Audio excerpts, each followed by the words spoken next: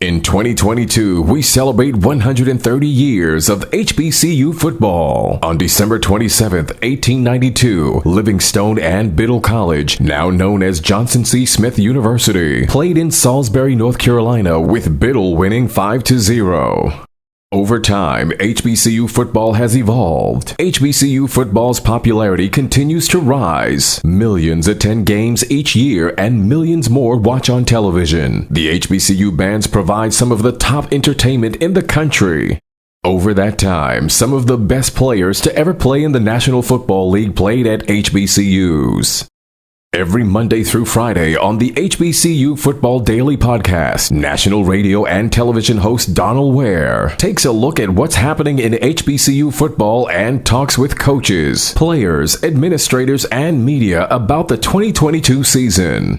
Make sure you join the conversation on social media by using the hashtag HBCU130. Now, here's your host, Donal Ware. You've got it locked to the HBCU Football Daily Podcasts for today, Friday, September 16th. I'm Donal Ware. It's Friday! Big football games for week 3 of the HBCU football season, but none bigger than the Grambling State and Jackson State game, which is the HBCU National Game of the week. When you look at Jackson State, number 1 in HBCU football, 2-0 on the season, dominant win and a statement win, I think, over Florida A&M, and a big win over Tennessee State to remain 2-0. Probably not what I thought was going to be. I give Tennessee State a lot of kudos, especially from a defensive standpoint, considering Tennessee State the week before against Eastern Washington gave up almost 600 yards of total offense. But Jackson State is number 1. Meanwhile, you look at Grambling. Grambling,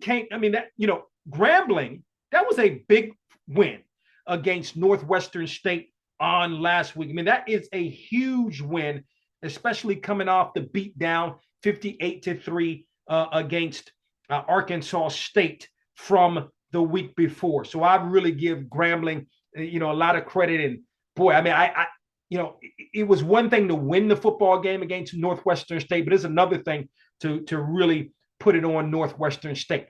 When I look at this Jackson State offense, what can you say? Getting it done. Shedeur Sanders, the quarterback, is completing about 77% of his passes. He's got 6 touchdowns on the season. He hasn't thrown an interception this year. He's only been sacked 3 times. The offensive line is definitely doing a good job. You look at the running game. I mean, I think when you look at the running game is solid in of itself. I mean, it's solid. Almost 141 yards of rushing per game. But when I look at this offense, right, only 1 touchdown last week, again against a team that gave up almost 600 yards of total offense, and 38 points to Eastern Washington the week before. And we've seen some lulls even last year. You saw second half. You saw where there was some lulls in that Jackson State defense. And so, I mean, the thing about it, right, as much as I can say that, overall, it's been a really good offense for Jackson State. Conversely, when I look at Grambling defensively, Grambling has given up some yards. It has given up some points, and that's got to be of concern for Hugh Jackson as the head coach of Grambling coming into this game against Jackson State. It has a high-powered offense, but again, I saw Tennessee State turn it around a little bit. Could we see Grambling turn it around? We'll see. I mean, we'll ultimately see how things play out. When I look at, and again, I mean, when I look, okay, so let's look at the Tennessee State offense, right? When I look at the Tennessee State offense, okay, I look at the game against Northwestern, and I look at the quarterback, Quaterius Hawkins, 13 of 23, 293 yards. He had 2 touchdowns, no interceptions in that ball game. And when I also look at Grambling is doing. Grambling is running the football, I think, at a pretty decent clip as well. Running the football just enough, right? I think Maurice Washington probably, I mean, he's doing well.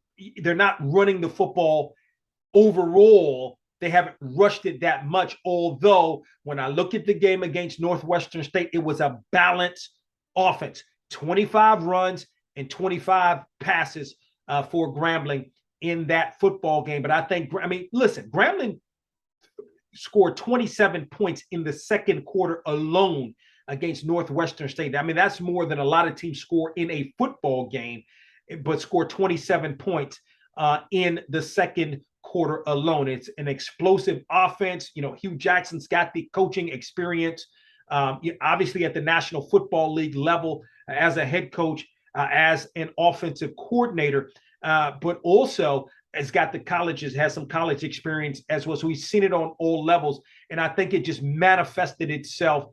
We didn't see a lot at Arkansas State, maybe Grambling trying to kind of find itself, but it manifested itself, I think, a lot in the game against Northwestern State. When I look at Jackson State defensively, 13 sacks on the season. You look at Niles Gaddy as the HBCU Player of the Week, Aubrey Miller. So the linebackers are really, really good. You go on the back end, Shiloh Sanders. You look at Travis Hunter. And that defensive backfield is really, really good. And Jackson State's good up front. Jackson State's only allowing 13 yards rushing. Only gave up negative. Tennessee State last week rushed for -8 yards against Jackson State. And Jackson State's getting it done, on the defense or in the air defensively. The pass defense is what I'm trying to say. They're getting it done there. Where I have concerns about Jackson State overall, listen, Grambling State's third down conversions, they're not good at all. But Jackson State, I've got some concerns in terms of third down conversions, getting into a third down situation. Jackson State is converting something like 37% of its third downs, although on fourth down, Jackson State's been pretty good, but you don't even want to put yourself in a fourth down situation. I think we're going to see a situation where Grambling's defense is going to be better. I think they're going to take a little bit of a page out of what Tennessee State was able to do last week. Again, I'll say it again. Tennessee State against Eastern Washington gave up 500, almost 600 yards of total offense in the football game. Gave up just 16 points against Jackson State last week. That game was still in doubt. It was a 9-3 game in the fourth quarter with Jackson State having a lead. It's just that Jackson State defense is so suffocating that Tennessee State couldn't get a whole lot going, and again rushed for -8 yards. But I think Grambling is going to put up some points. I don't think this is going to be a high-scoring football game at all, but I think Grambling's going to put up some points. I think Jackson State is going to put up some points. I've been 2-0 on my picks so far this year, picking Jackson State twice against Florida A&M, and then, of course, last week in the game against Tennessee State. My pick for this week is this, and let me say this before I get to my pick. I think Grambling's going to score some points. It's not going to be a high-scoring game. I'm looking for the game to be somewhere, maybe in the 20-17 range. I think Grambling gets itself together defensively. Jackson State is still going to be very tough on the defensive side of the football, but I think Grambling State is better offensively than Tennessee State was, could only score 3 points. So I think, I don't think Jackson State's going to be able to hold Tennessee State to 3 points. Not only that, this is my prediction.